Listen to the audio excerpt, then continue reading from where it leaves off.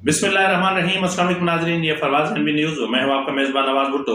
नाज़रीन, chief of army staff general Syed Asim Munir ने इंतखाबात के इनेकाद और इंतखाबात की तारीख के हवाले से इंतहाई बड़ी बात की है और बहुत बड़ी बात की है। और उन्होंने मुंतखब हुकूमत के किरदार के हवाले से और मुंतखब हुकूमतों के हटाए जाने के हवाले से या तहरीक अदम एतमाद के हवाले से या फिर PTI के रोल पर या फिर बेड गवर्नेंस के हवाले से बहुत बड़ी अहम तरीन बातें की हैं। ये बातें उन्होंने कन्वेंशन से खिताब करते हुए की। ये 2.5 घंटे का कन्वेंशन था और चीफ ऑफ आर्मी स्टाफ ने तलबा से जो उस कन्वेंशन में शरीक थे, मुल्क भर के तलबा, उनके चुभते हुए सवालात के जवाब दिए। उन्होंने फ़लस्तीन, ईरान, अफगानिस्तान के उमूर पर भी बात की और थोड़ी सी खुल के बात की। चीफ ऑफ आर्मी स्टाफ ने मुंतखब नुमाइंदों के हवाले से एक ऐसी कानून साजी की बात की जो अगर हो जाए तो अपने आप में यूं समझ लें कि पार्लिमानी निज़ाम को या फिर बात होती है ना, वोट को इज्जत दो, तो यही वो तरीका है कि जिससे वोट को भरपूर इज्जत दी जा सकती है।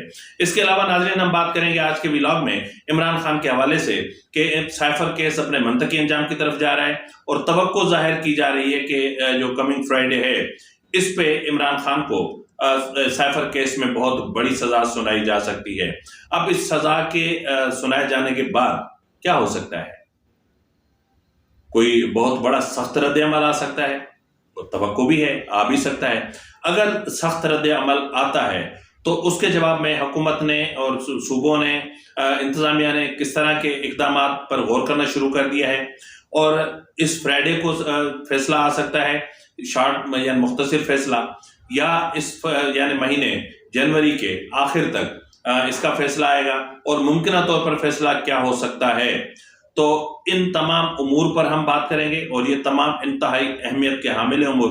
नाज़रीन, अगर आपको मेरा व्लॉग अच्छा लगे तो आपसे इल्तमास है कि मेहरबानी करके मेरे चैनल को सब्सक्राइब जरूर करें, लाइक करें और शेयर भी करें और बेल आइकन भी दबा दें ताकि बर वक्त आप तक हमारे व्लॉग्स पहुंचते रहें। नाज़रीन, chief of army staff general Syed Asim Munir ने इस्लामाबाद में होने वाले जो जना कन्वेंशन इस्लामाबाद में खिताब किया। उन्होंने तलबा से इंटरेक्शन सेशन था उनका। इसमें 2500 के करीब तकरीबन 2500 तलबा और तालबात थे जो मुल्क भर के मुख्तलिफ यूनिवर्सिटी से वहां पर पहुंचे थे। माहौल बहुत अच्छा था, बेहतरीन था। चीफ ऑफ आर्मी स्टाफ इस मौके पर निगरान वज़ीर आज़म मौजूद थे। चीफ ऑफ आर्मी स्टाफ तलबा से घुल मिल गए और तलबा से फ्रैंक हो गए और इतने फ्रैंक हो गए कि तलबा से को एहसास होने लगा कि वो अपने चीफ ऑफ आर्मी स्टाफ से जिस तरह का सवाल चाहें पूछ सकते हैं। तो इस हवाले से चीफ ऑफ आर्मी स्टाफ से आइंदा आम इंतखाबात के बारे में दरियाफ्त किया गया कि आया हो रहे हैं, नहीं हो रहे हैं, क्या हो रहा है। तो उस पर आर्मी चीफ ने वाज़ेह तौर पर कहा कि इलेक्शन तो 8 फरवरी को ही होंगे और ये उन्होंने कहा कि खुसूसन नौजवान सोच समझकर वोट का हक इस्तेमाल करें, वोट उनको दें जो आपके मुस्तकबिल के लिए काम करें। नाज़रीन, ये बहुत अहम बात है वोट के हवाले से भी, यानी नौजवान का वोट इन इलेक्शन में बहुत बड़ी अहमियत का हामिल है। यानी नौजवान का वोट जिस तरफ टर्न करेगा, समझ लें कि उसकी नैया पार लग जाएगी। अच्छा, आर्मी चीफ ने एक सवाल के जवाब में कहा कि तमाम सियासी जमातों में अच्छे बुरे लोग मौजूद होते हैं, इस तरह इदारों में भी अच्छे और बुरे लोग मौजूद होते हैं। और उन्होंने गवर्नेंस के सवालात पर आर्मी चीफ ने कहा कि एक ऐसी तरमीम होनी चाहिए। यह नाज़रीन, जो मैंने आपसे बात किया था ना कि यही वो तरीका है कि जिससे वोट को इज्जत दो का जो मामला है वो हो सकता है। और उन्होंने कहा कि जी जो है वो उन्होंने कहा कि ऐसी तरमीम होनी चाहिए जिससे अवाम के पास हक हो कि अगर उनका नुमाइंदा काम नहीं कर रहा या गलत काम कर रहा है तो साल बाद या मिड टर्म या किसी भी मुद्दत के दौरान में उसे दोबारा वोट के जरिए डीसीट किया जाए और उन्हें कहा जाए कि जी वो अपने हल्के में जाएं, वो अपने हल्के का एतमाद हो चुके हैं और जाएं वो अपने हल्के में और दोबारा वोटिंग इंतखाबात करवाएं और दोबारा जीत कर आएं। और इस तरह नहीं चलेगा। नाज़रीन, इस सेशन में ये भी देखा गया कि जो नौजवान थे वो बेड गवर्नेंस से बहुत नाला थे और ज्यादातर चुभते सवालात उन्होंने बेड गवर्नेंस के हवाले से भी किए। Bed governance, corruption, अकरबा Porvorim, money laundering, पैसे का बाहर भिजवाया जाना, मतलब एक अवाम जो है वो इसी बेड गवर्नेंस की वजह से बहुत ज्यादा सफर कर रहा है। अवाम इस कदर सफर कर रहा है कि अवाम अपने बुनियादी जो उनके हकूक हैं या जो बुनियादी सहूलियात फराहम की जानी चाहिए वो भी नहीं की जा रही। حد تو یہ ہے کہ ہمارے ملک میں تعلیم کی وزارت تو موجود ہے، لیکن وہ پرائیویٹ تعلیمی اداروں سے نیگوشیٹ کرنے میں ہی پوری ہے، کیونکہ شاید انہیں وہاں سے بہت بڑا بھتہ ملتا ہے۔ تو اس لیے جو پرائیویٹ تعلیمی ادارے ہیں وہ تو فروغ پا رہے ہیں، لیکن ہمارے سرکاری تعلیمی ادارے تباہ ہو چکے ہیں، سرکاری طور پر تعلیم برباد ہو چکی ہے۔ اب تو جو ہے وہ پرائمری سے لے کر یونیورسٹیز تک بھی پرائیویٹ چلی گئی ہیں، تو اس طرح کیسے چلے گا؟ ٹرانسپورٹ کی وزارت تو موجود ہے، لیکن ٹرانسپورٹ جو منسٹر ہوگا وہ کوئی ٹرانسپورٹر ہی ہوگا، اور پھر وہ پاکستان ریلوے کو نقصان پہنچائے گا، اور پھر گڈس جو اپنا ان کی ہوتی ہیں کیریئرس ہوتے ہیں ان کو پروموٹ کرے گا، اور پھر جو پیسنجر ٹرینس ہیں ان کو ختم کرنے کے لیے جو ایسی کوچز اور ایسی چیزیں متعارف کروائیں گے کہ جس طرح پاکستان ریلوے کو ہر لحاظ سے نقصان ہی پہنچے۔ ناظرین، ہمارے ملک میں صحت کی وزارت تو موجود ہے، لیکن پرائیویٹ ہاسپٹلز ترقی کر رہی ہیں اور سرکاری ہاسپٹلز دھول اڑ رہی ہے۔ یہی حالت ہر وزارت میں موجود ہے، ہر محکمے میں موجود ہے، لیکن اس کی طرف کوئی توجہ نہیں دیتا۔ تعلیمی ادارے ہیں کہ کاپی کلچر کے بھینٹ چڑھے ہوئے ہیں، نوجوان ہیں کہ روزگار نہیں ہے، اور روزگار ہے تو تنخواہیں اتنی کم ہیں کہ ان میں ان کا گزارا نہیں ہوتا۔ تو بہرحال چیف آف آرمی اسٹاف سے جب بات کی گئی ایران کے حوالے سے، تو انہوں نے دو ٹوک الفاظ میں کہا کہ ایران ہمارا برادر اسلامی ملک ہے، اس کے ساتھ بہت اچھے پرانے جو ہے وہ تاریخی مراسم رہے ہیں، لیکن اگر کوئی یہ سمجھتا ہے کہ ہمیں وہ دیوار سے لگا لے گا اور ہمیں کوئی ایسا ویسا ملک سمجھ کر ہم پہ حملہ کر دے گا، یلغار کر دے گا، تو یہ ان کی بھول ہے۔ انہوں نے کہا کہ پاکستان کی جو مسلح افواج ہیں وہ بھرپور جواب دینے کی صلاحیت رکھتے ہیں، اور یہ کوئی نہ سمجھے ہماری جو ہے وہ پیار کو، ہماری محبت کو، ہمارے مربت کو، ہمارے اخلاص کو، کوئی ہماری کمزوری نہ سمجھے۔ ناظرین، اس سیشن کے دوران چیف آف آرمی اسٹاف نے طلباء کو مختلف قرآنی آیات کے حوالے دے کر بھی سمجھایا، ان کے ترجموں سے بھی سمجھایا۔ ناظرین، یہاں پر جو ہے انہوں نے کہا کہ ہم اپنی خود مختاری اور سلامتی پر کوئی سمجھوتا نہیں کریں گے، ہم اپنی خود مختاری اور سلامتی پر کوئی سمجھوتا نہیں کریں گے۔ سیاست کے معاملے پر ایک سوال کے جواب نوجوان نے کہا کہ وہ صرف آرمی چیف سے ہی لینا چاہتے ہیں، یعنی نگران وزیر اعظم یا کوئی بھی اس کا جواب ہمیں نہ دے، ہمیں صرف آرمی چیف ہی جواب دے۔ تو آرمی چیف نے کہا کہ تمام سیاست کا مقصد پاور ہے۔ آرمی چیف نے کہا کہ میں D G M I D G I سے رہا ہوں، میں نے تمام سیاسی جماعتوں سیاستدانوں سے انٹریکشن کر رکھا ہے، ان سب کو جانتا بھی ہوں۔ عوام انہیں منتخب کریں جو عوام کے کام آئے۔ ایک طالب علم کے سوال پر کہ آپ منتخب حکومتوں کی مدت پوری کیوں نہیں کرنے دیتے، ناظرین یہ ہے وہ چبھتا ہوا سوال کہ جس کا جواب آپ سب کے رونگٹے کھڑے کر دے گا۔ ناظرین، چیف آف آرمی اسٹاف نے کہا کہ اگر کوئی ملک کے ٹکڑے کرنے لگا ہو، ملک کو بیچنے لگا ہو، یا پھر بھی اسے 5 سال کی مدت پوری کرنے دی جائے، ٹھیک ہے۔ انہوں نے کہا کہ انڈیا میں 12 عدم اعتماد کی تحریکیں آئیں، کوئی مسئلہ نہیں ہوا۔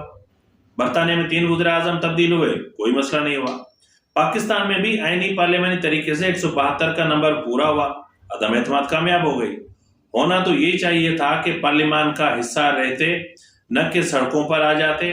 غیر جمہوری رویے سے جمہوریت مضبوط نہیں ہوتی، اور دوسری طرف کو چاہیے تھا کہ اپنا 72 کا نمبر پورا کر لیتے، کیوں پورا نہیں کر سکے؟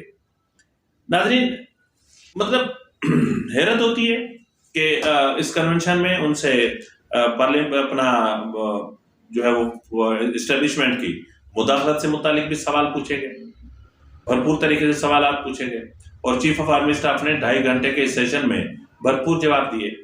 اب ناظرین اندازہ کریں کہ ہماری جو نیو جنریشن ہے اس کو بھی اس چیز کا اب مطلب وہ ہوتا جا رہا ہے کہ مطلب اسٹیبلشمنٹ کی بیجا مداخلت نے پاکستان کے نظام عدل تو کیا پورے نظام کو تباہ کر کے رکھ دیا ہے۔ مقتدرہ کی مداخلت، مقتدرہ جو کنگ میکر بن کے بیٹھ جاتے ہیں، اس کی وجہ سے پاکستان کا جو پارلیمانی نظام ہے وہ بہت زیادہ کمزور ہوا ہے۔ مقتدرہ اس حد تک کبھی کبھی پہنچ جاتی ہے کہ حکومتوں کو گرا دیتی ہے، حتیٰ کہ ایسا کچھ نہیں ہوتا۔ ایسی وہ جن باتوں کو بنیاد بنا کر حکومت کو گھر بھیجا جاتا ہے اس کا کوئی وجود ہی نہیں ہوتا. کتنی حکومتیں اس وقت تک چل سکی ہیں؟ کس حکومت نے اپنی آئینی مدت پوری کی؟ کس وزیر اعظم نے آج تک اپنی آئینی مدت پوری کی؟ آپ انہیں کرنے تو دے کام. ایک طرف حکومت حلف لے کر ابھی پارلیمنٹ میں پہنچتی ہی نہیں ہے تو کانسپیریسیز شروع ہو جاتی ہیں، دھرنے شروع ہو جاتے ہیں، دھرنے اسپانسرڈ کیے جاتے ہیں، اور پھر جی ایچ کیو سے کچھ لوگ نکلتے ہیں دھرنے والوں میں، پیسے بانٹتے ہیں، انہیں کھانے فراہم کرتے ہیں، ان کے لیے ہر قسم کی سہولیات فراہم کی جاتی ہیں، پھر ایگریمنٹ ہوتے ہیں، پھر ان ایگریمنٹس پہ ان کے دستخط بھی ہوتے ہیں. شرم کی بات ہے یار، شرم کی بات ہے. کیا اس طرح پاکستان کا پارلیمنٹ نظام مضبوط ہوگا؟ اسٹیبلشمنٹ کبھی چاہتی ہی نہیں کہ پاکستان کا پارلیمانی نظام مضبوط ہو. وہ پارلیمانی نظام کو کمزور ہی رکھنا چاہتی ہے، کیونکہ پارلیمانی نظام مضبوط ہوا تو پھر اسٹیبلشمنٹ کو بیرکس میں جانا پڑے گا، اسٹیبلشمنٹ کو اپنی آئینی حدود میں جانا پڑے گا، اسٹیبلشمنٹ کا جو معاملات ہیں ان سب سے پردہ اٹھے گا، پھر آڈٹ بھی ہوں گے، پھر جو بجٹ ان کے پاس جاتا ہے اس کا بھی آڈٹ ہوگا، پھر مقتدرہ نے یا اسٹیبلشمنٹ نے جتنے کاروبار شروع کر رکھے ہیں پھر تو ان کا بھی حساب ہوگا. صرف حساب سیاستدان کا کیوں؟ صرف حساب پارلیمان کا کیوں؟ صرف حساب پارلیمنٹیرینز کا کیوں؟ صرف وزراء کیوں جیلوں میں جائیں؟ تو جیلوں میں جج بھی جائے نا، جیلوں میں جرنیلز بھی جائے نا. کیوں جنرل فیض حمید کی اس وقت تک پشت پناہی کی جا رہی ہے؟ کیوں؟ چھوڑ دیں نا، آپ اس کو آنے دیں نا عدالت میں، کٹہرے میں کھڑا ہونے دیں، اس کو پتہ تو چلے کہ کس طرح کڈنیپنگ ہوتی ہے، کس طرح دھونس دھاندلی ہوتی ہے، کس طرح بچوں کے سر پہ لانگ بوٹ رکھے جاتے ہیں، ان کے چہرے پہ کس طرح دوسروں کے گھروں میں دروازے توڑ کر گھسا جاتا ہے. تو یہ چیزیں ہونی چاہیے، اکاؤنٹیبلٹی ہونی چاہیے اور سب کو اکاؤنٹیبل ہونا چاہیے. تو خیر دیکھتے ہیں چیف آف آرمی اسٹاف کا کہنا. اب جو میں آپ کے پاس خبر پیش کرنے جا رہا ہوں عمران خان کے حوالے سے، وہ پھر اس 8 فروری کے معاملے پر پھر ایک سوالیہ نشان کھڑا کر دیتی ہے. اگر میں یہ کہوں کہ سائفر کیس کو ڈیلیبریٹلی التوا کا شکار بنایا گیا تو آپ کو کیسا لگے گا؟ مطلب عمران خان جیل میں ہے لیکن اس کے وکلا جو جی میں آ رہا ہے وہ کرتے پھر رہے ہیں، ٹکٹس بھی بانٹ رہے ہیں، الیکشن بھی لڑ رہے ہیں، اور پی ٹی آئی کو انہوں نے انگلیوں پہ نچا رکھا ہے. اگر اس سچویشن میں یہ آپ سے کہہ دوں کہ یہ سارا کھیل کہیں اور سے کھیلا جا رہا تھا تو آپ کو کیسا لگے گا؟ جی ناظرین، یہ کھیل، یہ ڈوریاں، یہ سب کچھ کہیں اور سے ہل رہی تھیں اور ہلتی ہلتی یہاں تک پہنچی کہ سائفر کیس کو اس تاریخ تک لے کر آئے. پہلے کوشش کی گئی ڈیلے کہ اپیل بدیال کی کورٹ تک نہ جائے، پھر ڈیلے ہوا کہ صبر، انتخابات کے ہونے سے 8-10 دن پہلے ہی سائفر کیس کا فیصلہ ہو جانا چاہیے. جی ناظرین، آپ نے گزشتہ روز دیکھا ہوگا کہ سائفر کیس کے جتنے بھی گواہان ہیں ان کی گواہی پوری ہو چکی، سب نے اپنے اسٹیٹمنٹس ریکارڈ کرا دیے اور جرح کا عمل شروع ہو چکا ہے. اور جرح بھی کتنے گواہوں پر ہوگی؟ میرے خیال میں 2 پر، اسد مجید صاحب پر اور پھر اعظم خان صاحب پر. اعظم خان اس وقت کے وزیر اعظم عمران خان کے پرسنل سیکریٹری تھے، اور اسد مجید صاحب اس وقت امریکہ میں سفیر تھے جنہوں نے سائفر لکھا تھا، وہ سائفر بھیجا تھا یہاں.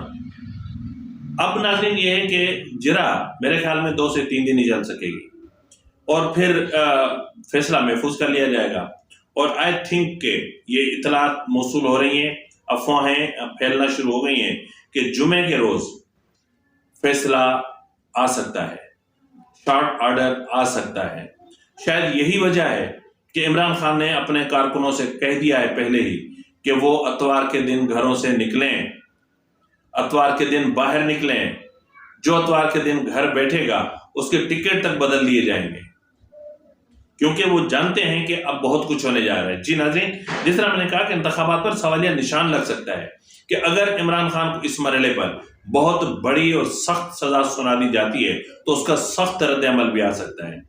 اگر آپ یہ سمجھتے ہیں کہ آپ تمام تر کوششیں کر کے اور پی ٹی آئی کو سمیش کر چکے ہیں، پی ٹی آئی کو تباہ کر چکے ہیں، پی ٹی آئی کو ختم کر چکے ہیں، نہیں صاحب، نہیں، پی ٹی آئی ختم نہیں ہوئی.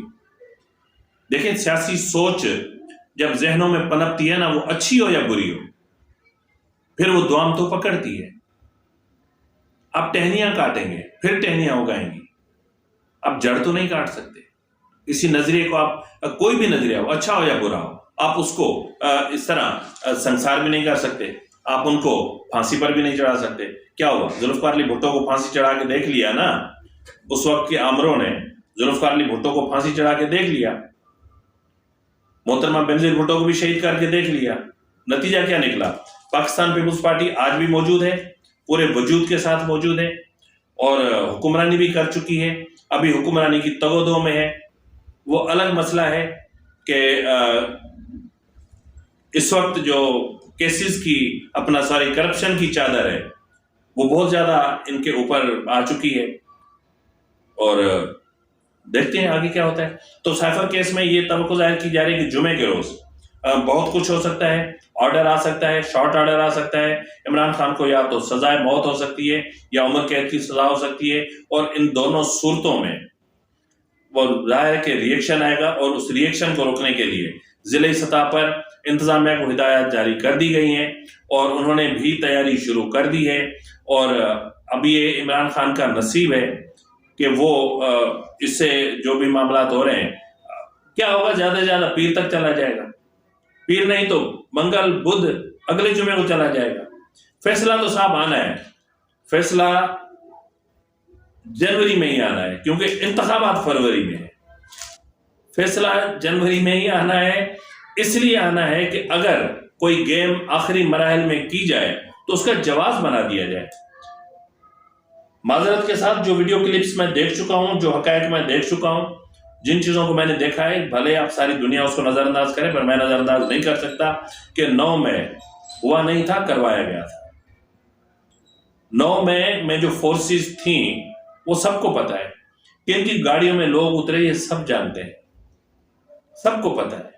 تو اب کیا ہوگا؟ پھر ایک 9 مئی جو 8 فروری کو ہونی تھی وہ اب ہو جائے گی. پھر کیا ہوگا؟ الیکشن ملتوی ہو جائیں گے، خون خرابہ ہوگا، گرفتاریاں ہوں گی، دنگے فساد. ان دنگوں کے، ان فسادوں کے بیچ میں اگر آپ الیکشن کرواتے ہیں تو الیکشن کے دن ووٹر کتنا جو ہے وہ غصے میں ہوگا، ووٹر، پی ٹی آئی کا ووٹر کتنا تیش میں ہوگا. تو وہ کیا کر سکتا ہے؟ جو وہی کر سکتا ہے جو آپ چاہتے ہیں. تو بہرحال اگر chief of army staff general Syed Asim Munir صاحب سمجھتے ہیں کہ انتخابات 8 کو ہونے چاہیے، تو پھر میرے خیال میں یہ لگی لپٹی بات نہیں کرتا کہ اس ملک میں اصل حکومت اسٹیبلشمنٹ کی ہے، اصل حکومت مقتدرہ کی ہے. تو مقتدرہ کو، اسٹیبلشمنٹ کو چاہیے، اصل حکمرانوں کو چاہیے کہ وہ عدالت کے اس فیصلے کو انتخابات کے بعد تک مؤخر کر دیں. اور اگر یہ خود چاہتے ہیں کہ الیکشن جو ہے وہ مؤخر ہوں تو پھر آپ فیصلہ کروا دیجیے گا، تو جو ہوگا سامنے ہوگا. ناظرین، یہ ایک انفارمیشن آئی ہوئی تھی، 2 انفارمیشن آئی ہوئی تھی، میں نے سوچا آپ کے ساتھ شیئر کر لوں. فی الوقت کے لیے اتنا ہی، ملتے ہیں اگلے پروگرام میں، تب تک اجازت دیجیے. فی امان اللہ.